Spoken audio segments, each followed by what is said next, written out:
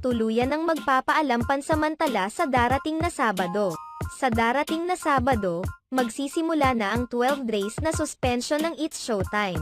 Tinanggap na ng pamunuan ng It's Showtime ang desisyon ng MTRCB at inamin na hindi sila aapela sa Office of the President. Taos-pusong nagpapasalamat ang management ng It's Showtime sa mga manonood sa kanilang mainit na suporta sa kabila ng mga problema sa programa. Samantala habang magpapahinga ang It's Showtime ay may isang bagong programa ang papasok. Sa darating na Sabado, magsisimula na ang noontime show na It's Your Lucky Day, bilang pansamantalang kapalit ng It's Showtime.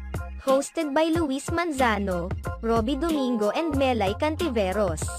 Ayon sa balita, ang It's Your Lucky Day ay ipo-produce ng production staff ng It's Showtime kaya walang mawawalan ng trabaho. Sa madaling salita, papalitan lang ang pangalan ng programa